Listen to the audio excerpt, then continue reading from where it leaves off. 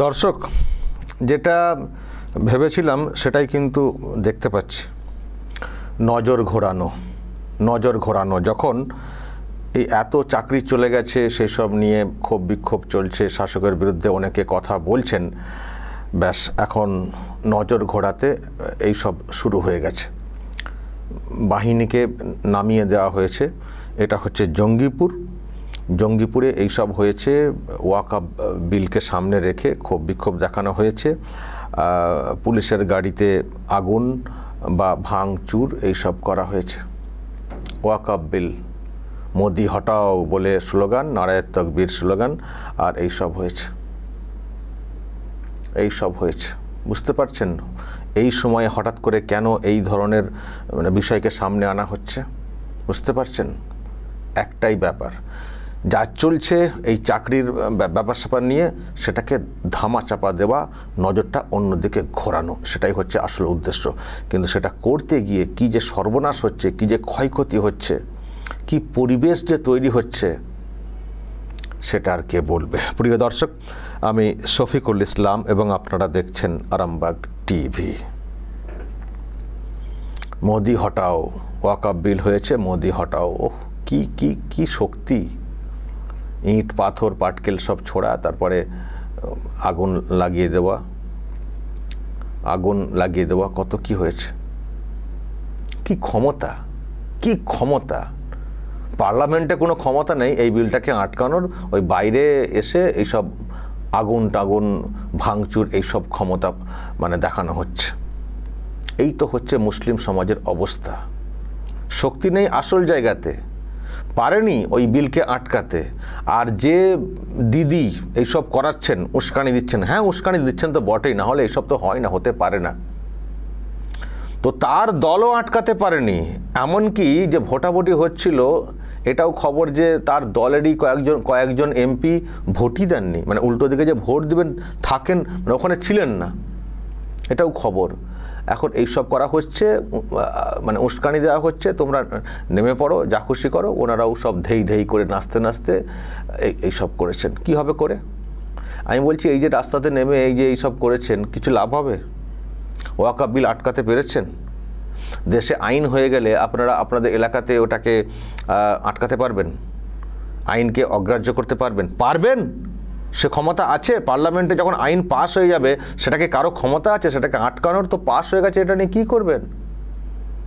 করবেন? কি দেখাবেন? পারবেন তো এটাকে আটকাতে? যে বিলটা পাস হয়ে গেছে সেটাকে লাগু করতে না দেওয়া, পারবেন তো আটকাতে? সে দম নেই। মুসলিম সমাজ যদি সেটা বুঝতো তাহলে এই সব করতো না। আমি প্রথম থেকে বলে আসছি, ভুল পথে হাঁটা হচ্ছে। যেখানে আমার দম নেই, ক্ষমতা নেই আটকানোর, সেখানে আমি কেন এইসব করব? এইসব করে কি হচ্ছে? ওই এখানকার যারা ক্ষমতায় থাকতে চাইছেন তাদের লাভ হচ্ছে।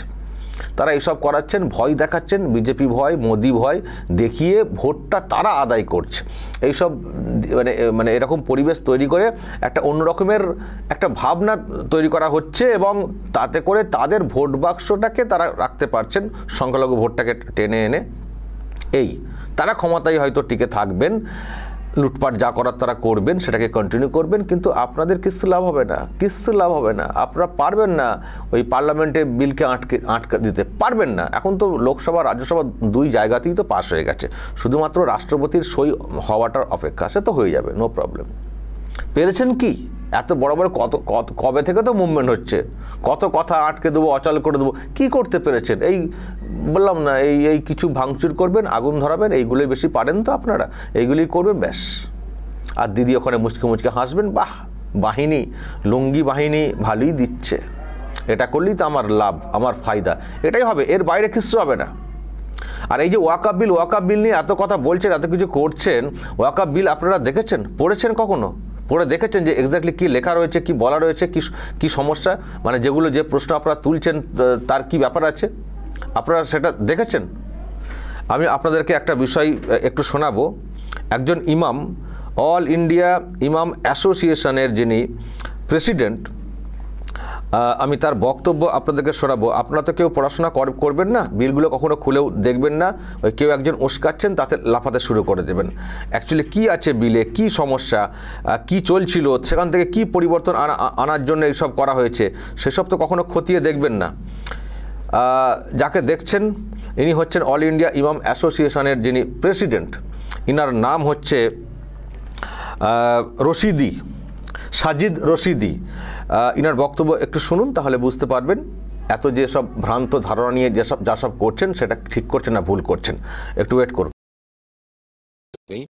मुसलमानों की नजरों से बचाना चाहते हैं इस तरह के प्रकरण करके पार्लियामेंट में।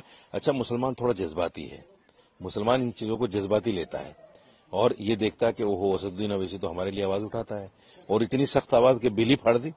तो कल से जो है बड़ा हंगामा है। जो है ये बिल पास हो गया है, क्या कहें? देखिए, बिल को लेकर जिस तरह से समाज में भ्रांति फैलाई जा रही है, सॉरी, मैंने बिल को पढ़ा है, उसमें ऐसा कुछ भी नहीं है कि भाई मुसलमानों की मस्जिदें या मदरसे या कोई और चीज उन पर कोई आंच आएगी, उसमें बिल्कुल भी कुछ ऐसा नहीं है। मैंने खुद पढ़ा है उसको। ये वो लोग हैं जो वक्फ की जमीनों पर नाजायज कब्जा करे बैठे हैं, पर्सनल बोर्ड के लोग, जमीयत उलमा हिंद के लोग, ये वही लोग हैं। जितने भी पर्सनल बोर्ड के मेंबर हैं, असदुद्दीन अवैसी से लेकर एक फजलुर रहमान मुजद्दिदी साहब हैं, राजस्थान में उनका बहुत बड़ा एक कॉलेज चलता है, मेडिकल कॉलेज, वो सारा वक्फ की जमीन पर है। असदुद्दीन अवैसी की बहुत सारी जगह, हजारों गज जगह बीघों के हिसाब से उसने कब्जाई हुई है। और दूसरे मेंबर हैं बहुत सारे।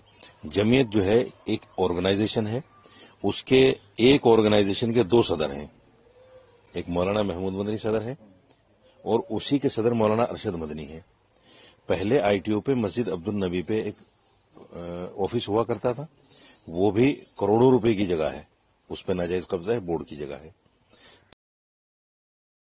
শুনছেন দর্শক, অনেক কথা বলেছেন যে এই ওয়াকফ সম্পত্তি কারা কিভাবে দখল করে নিয়ে বসে আছেন, কোটি কোটি কোটি কোটি টাকার সম্পত্তি কীভাবে সব দখল করে নিয়ে বসে আছেন, আর এখন তারাই বড় বড় বক্তব্য ঝাড়ছেন। আর পার্লামেন্টে কি বলা হয়েছে যে ওয়াকফ প্রপার্টি যে পরিমাণে রয়েছে, তার যে ভলিউম রয়েছে, যে জায়গা রয়েছে, যে আয়তন আর কি, যেটা বলতে চাইছি, তো সেটা যদি ঠিকমতো করে ব্যবহার করা হতো, যদি ঠিকমতো করে তার ঠিক করে ভাড়া দেওয়া ইত্যাদি, প্রচুর টাকা হতো, প্রচুর টাকা।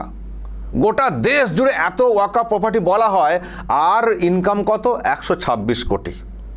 মনে হচ্ছে 126 কোটি অনেক, কিন্তু না, গোটা দেশে এত ওয়াকফ প্রপার্টি বলা হয়, সেই তুলনায় নগণ্য, নগণ্য, একেবারে নগণ্য। পশ্চিমবঙ্গেতেই যে ওয়াকফ প্রপার্টির কথা বলা হয়, তার যদি ঠিকঠাক ব্যবহার হতো, ভাড়া দেওয়া ইত্যাদি, ওই যে উন্নয়নের কাজে ব্যবহার করা মুসলিম সমাজের, এতেই ওই 126 কোটি না, অনেক কোটি টাকা হতে পারতো। সেটা গোটা দেশ জুড়ে মাত্র 126 কোটি। পার্সেন্টেজ কষলে একেবারে সামান্য সামান্য। এই যে 9-6, এই যে লুটপাট করে রাখা, এই যে মতোয়াল্লি যারা ভেবেছেন যে আমরা আমাদের মতো করে যা খুশি করব, যা খুশি করেওছেন, এবং প্রচুর সম্পত্তি বেহাত হয়ে যাওয়াটা, সেটা কাদের জন্য হয়েছে? এতদিন তো বোর্ড ছিল না, এতদিন তো বোর্ড ছিল না। বোর্ড বোর্ড বলতে কি, বোর্ড যেভাবে চলছিল সেটা ছিল, এই যে বিল টিল আনা, এরকম তো ছিল না, এতদিন তো হয়নি বিল পাস। তো তাহলে কেন সম্পত্তি সব এদিক ওদিক হয়ে গেছে? পশ্চিমবঙ্গে বলুন না, পশ্চিমবঙ্গে যারা এইসব বড় কথা বলছেন ওদেরকে প্রশ্ন করুন তো, যে পশ্চিমবঙ্গে কত ওয়াকফ সম্পত্তি এদিক ওদিক হয়ে গেছে, এবং তার মধ্যে তৃণমূল কংগ্রেসের লোকজনেরা কত দখল করে নিয়ে বসে আছেন, একটু বলতে বলুন, দেখবেন, বলতে বলুন। এখনও তো বিল তো এখনও লাগু হয়নি। এখন এই মুহূর্তে ওয়াকফ প্রপার্টি কোথায় কত লুটপাট হয়ে গেছে, জবরদখল হয়ে গেছে, একটু বলতে বলুন, দেখবেন প্রচুর সংখ্যায় প্লট চলে গেছে। তো সেগুলো উদ্ধার করার কোনো ক্ষমতা নেই। এই রাজ্যের মুখ্যমন্ত্রী কত বছর ক্ষমতায় এসছেন, উদ্ধার করতে পারেননি, যেগুলো সব লুটপাট হয়েছে। উদ্ধার কি, আবার তার লোকেরাই তো আবার দখল করে নিয়ে বসে আছেন, এটাও তো শুনেছি। নওশাদ সিদ্দিকী এখন খুব বেশি কথা বলছেন না, উনি নিজে বলতেন একটা সময় তৃণমূল কংগ্রেসের নেতা মন্ত্রীরা কোথায় কী সব ওয়াকফ প্রপার্টি নিয়ে বসে রয়েছেন। তো তাহলে তো লুট হচ্ছিল। তো এখন যখন এত কথা বলছেন, তা কেন পারেননি? কেন সেগুলোকে আটকাতে পারেননি? এখন এত কথা বলছেন, কেন সেগুলো উদ্ধার করতে পারেননি? কেন ওয়াকফ প্রপার্টি লুট হয়ে গেছে, কেন হয়ে গেছে, কেন জবরদখল হয়ে গেছে? সেগুলোকে পারেননি উদ্ধার করতে, সেগুলোকে পারেননি রক্ষা করতে, মানে প্রেজেন্ট যে সিস্টেম রয়েছে তার মাধ্যমে। আর এখন একটা বিল করে একটা সরকারি সিস্টেমে একটা সিস্টেম আনা হচ্ছে যাতে করে ওই রকম যা খুশি যাতে না কেউ করতে পারেন। ওই মোতওয়াল্লি বা যারা তাদের ইচ্ছা মতো করে ফেললেন। প্রচুর করাপশান, যেটাই বলুন, এই ওয়াকফ বোর্ডে যেটা ছিল আর কি, প্রচুর করাপশান। তো সেখানে সেই জায়গা থেকে একটা নর্মাল সিস্টেমে আনা, কি জমি কেউ নিয়ে নিচ্ছেন নাকি? কে নিয়ে নিচ্ছেন জমি? ও পার্লামেন্টে দাঁড়িয়ে অমিত শাহ নিজে বলেছেন কোনো মোতাল্লি শিপ, অমক শিপ, তমক শিপ, যা কোনো কিছু ভাঙা হচ্ছে না, শুধু মনিটরিং সিস্টেমে সরকারি আধিকারিককে রাখা হচ্ছে যাতে করে এইসব প্লটগুলো ওই ইচ্ছে মতো একটা অংশের মানুষ যা খুশি করতে না পারেন। তো সেটা করা হয়েছে বলে রে রে রে রে করে কী সব শুরু হয়ে গেছে সব ওইসব। এই যাদেরকে দর্শক দেখছেন এখানে এইসব মানে এই যে ভাঙচুর করছে, ওদেরকে জিজ্ঞাসা করবেন তো ঠিক করে যে ওয়াকফ মানে কি, বলতে কতজন বলতে পারে? ওয়াকফ মানে কি জিজ্ঞাসা করবেন, ওয়াকফ কী থেকে এসছে জিজ্ঞাসা করবেন। আমি আপনাদেরকে নিশ্চিত করে বলতে পারি 95% তারা জানেই না ওয়াকফটা অ্যাকচুয়ালি কী, জানেই না। তাদেরকে বলেছে আগুন লাগাতে হবে, বলেছে ইট পাটকেল ছুটতে হবে, চলে এসছে। দিদি বলেছে, দিদির লোকেরা বলেছেন ব্যাস ইট পাটকেল ছুটতে হবে, তারা চলে এসছে, জানেই না। আর এদের জন্যই তো মুসলিম সমাজের আজকে এই হাল। চাকরি হারা এরকম ঘটনা ঘটেছে, রাজ্যের শিক্ষিত সমাজের মানুষ রাস্তাতে নামছেন যে কেন এইভাবে চাকরিগুলো চলে যাবে যোগ্যদের। এর প্রতিবাদ হওয়া উচিত। যারা চাকরিচ্যুত হয়েছেন তারা যেমন প্রতিবাদ করছেন, সাধারণ মানুষ অনেকে প্রতিবাদে নেমেছেন। কারণ সবাই এটাও ভাবছেন না যে শুধুমাত্র যাদের চাকরি গেল তারাই সমস্যায় পড়লেন না, আমার ঘরের ছেলেমেয়েরাও সমস্যাতে পড়ে গেছে। কারণ স্কুলে টিচার নেই, টিচার থাকবেন কি করে এইভাবে এত সংখ্যায় যদি ক্যান্সেল হয়ে যায়? তো যখন এই সব নিয়ে প্রতিবাদ করছেন রাজ্যের বিভিন্ন প্রান্তে শিক্ষিত সমাজের মানুষ, তখন মুসলিম সমাজের মানুষ নেমে পড়ছে কি করতে? ওই আগুন লাগাতে, ইট পাটকেল ছুটতে। ওয়াকফ প্রপার্টি কি হয়? ওয়াকফ প্রপার্টি কি পেয়েছেন? ওয়াকফ প্রপার্টিতে আপনারা কি সাহায্যটা পেয়েছেন এখনো পর্যন্ত বলুন তো? যারা এইসব করছেন কি সাহায্য পান ওয়াকফ প্রপার্টি থেকে? যে ওয়াকফ প্রপার্টিতে বলা হয়েছিল যে এর সম্পত্তি থেকে আয় নিয়ে সমাজের কাজ হবে, কি কাজ পান, কি সাহায্য পান? একটা ইমাম ভাতা দেওয়া হয়, সেটাও ওয়াকফ প্রপার্টির টাকা থেকে হয় না, সেটাও রাজ্য সরকার আলাদাভাবে কোষাগার থেকে টাকা দেয় ওয়াকফ বোর্ডে, তারপর তার থ্রু হয়ে ইমামদের ওই যে ভাতা, ইমাম মুয়াজ্জিনদের ভাতা দেওয়া হয়। তো ওয়াকফ প্রপার্টি এত প্রপার্টি, এত সম্পত্তি, সেখান থেকে মসজিদের ইমাম সাহেবদের ভাতাটাও দেওয়ার মতো টাকা আসবে না? সেখানে সরকার অন্য কোষাগার থেকে, সাধারণ ফান্ড থেকে সেখানে দেবে।